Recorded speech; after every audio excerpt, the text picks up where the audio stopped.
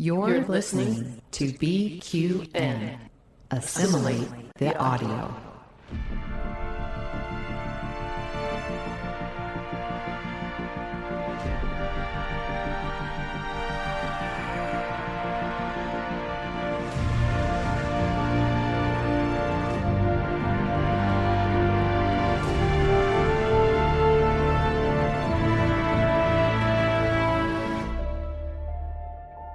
Good morning, I'm Chrissie De Clerck-Szilagyi. And I'm Jason Szilagyi with today's Caffeinated History with the Szilagyis on the BQN Podcast Collective. Before we jump into our topic for the day, we'd like to take a moment to thank our BQN Patreon patrons who make our show possible. Listeners, you can hear your name listed here as an associate producer with a monthly subscription of just $10 at patreon.com/BQN.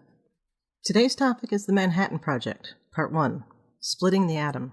The concept of the atom goes back to ancient Athens and the philosophy of Leucippus and Democritus, who theorized that everything was comprised of some basic building block that could not be further divided.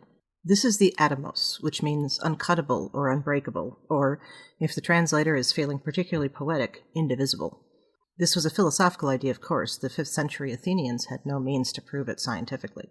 But the idea remained over the thousands of years it took for natural philosophy to become science. It was not until the end of the 18th century and the beginning of the 19th that mathematical calculations corroborated the idea, and then experimental data confirmed it. Through the 19th century, advances in chemistry allowed for better understanding of the atom. John Dalton began atomic theory in 1803 with the idea that each chemical element is comprised of a single type of chemically indestructible atom. Amedeo Avogadro added the means to estimate the atomic mass of elements and made a clear differentiation between molecules and atoms. J.J. Thomson discovered electrons in 1897, showing that atoms were not, in fact, the smallest thing, but are themselves made up of smaller things called particles. Niels Bohr created the model for how an atom is comprised, with the electrons moving around a nucleus like planets orbit a star. In that same year, isotope, atoms of the same element that weigh a different amount, were discovered by Frederick Soddy. The behavior of atoms was described by Werner Heisenberg, Louis de Broglie, Erwin Schrödinger, and others throughout the 1920s. This study of the subatomic came to be known as quantum mechanics. And the reason for and makeup of isotopes was explained in 1932 when the newly invented mass spectrometer revealed the neutron. Isotopes were now understood to be examples of the same element with a different number of neutrons. All of this came together with the discovery of nuclear fission in 1938 by Otto Hahn and Fritz Strassmann at the Kaiser Wilhelm Institute for Chemistry in Berlin. This was also shortly afterward explained mathematically by Lise Meitner and Otto Frisch. In experimenting with irradiating various elements, they discovered that radioactive isotopes could be artificially produced. To be able to produce radiation and energy in this way meant that a nuclear chain reaction could be created, which opened the possibility not just for nuclear weapons but also for nuclear energy. The fact that these discoveries were made by scientists in Germany prompted fear of the Nazis developing an atomic bomb first. This is the origin of the Manhattan Project, the effort by Allied scientists to figure out how to create an atomic bomb and to do it before the Nazis did. This work was primarily done in the United States, but included scientists from Britain, Canada, and Australia. Attention in the United States was directly prompted by a letter sent to President Franklin Roosevelt in the autumn of 1939, written by physicists Leo Szilard and Eugene Wagner, and supported by Albert Einstein. This letter encouraged greater research into nuclear chain reactions, and that the U.S. should begin to stockpile uranium. Roosevelt authorized the creation of the Advisory Committee on Uranium, headed by Lyman Briggs. They provided a $6,000 grant to Columbia University, which was used by Szilard and mathematician Enrico Fermi to conduct their own tests about nuclear chain reactions and to begin designing prototype reactors. At the same time, physicists in Britain, now including Otto Frisch, who had fled Nazi Germany, determined that a very small amount of enriched uranium was needed to begin a chain reaction. They estimated as little as half a kilogram could produce enough energy to be used as a bomb. Under agreements for the sharing of such information, the British report was provided to American scientists, but the information, or its importance, was not properly communicated. It wasn't until Australian physicist Mark Oliphant discussed it with Ernest Lawrence of the University of California at Berkeley that American efforts were shifted toward work on a bomb rather than energy production. The recently created Office of Scientific Research Development, or ORSD, absorbed the Uranium Committee, which now became known as S1.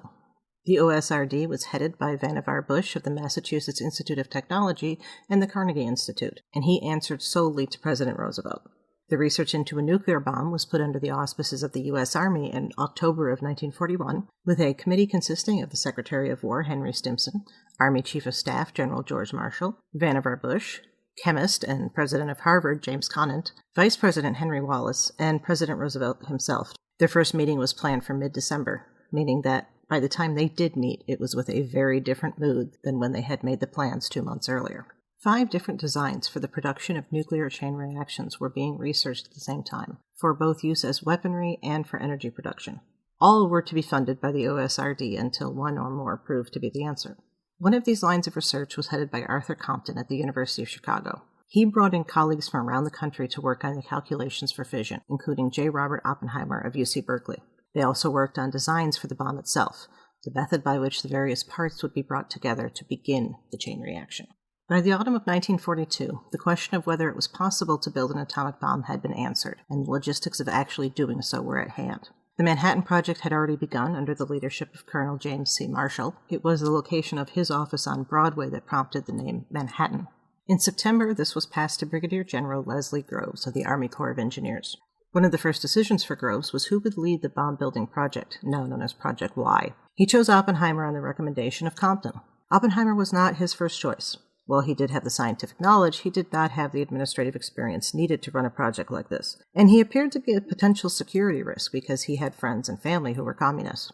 But, after meeting with him, Groves and his colleague Kenneth Nichols found the man had a thorough understanding of what would be involved in making the bomb happen. On the 20th of July in 1943, Groves signed off on Oppenheimer's security clearance, making him head of the project to bring into being the most destructive force the world had ever known. Thank you for listening. We'll pick up with the next step in the Manhattan Project in our next episode. We'd also like to thank our History with the Szilagys Patreon patrons, Ed Chenevere, Laura Dull, Chris Hill, and Susan Capuzzi-De Clerck.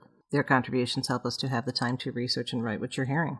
You can help us just like they do with a monthly subscription at patreon.com/historywithszilagys. Also thank you to Mark White for the awesome show art and Zach Tripp for the wonderful closing music. Please subscribe in your favorite podcast player and don't forget to rate and review us there as well. And while you're at it, check out the rest of the great shows on the BQN Collective. We'd love to hear what you think. If you'd like to reach out, you can find our network on Twitter at BQN Podcast, and this podcast in particular at History Szilagyi. You can also talk about any and all of the BQN podcasts in our Facebook group, the BQN Collective. And last but not least, you can find me on Twitter at The Goddess Livia. That's TheGoddessLivia. And me at Jason Dark Elf. We'd love to hear topic suggestions. What would you like to learn on Caffeinated History?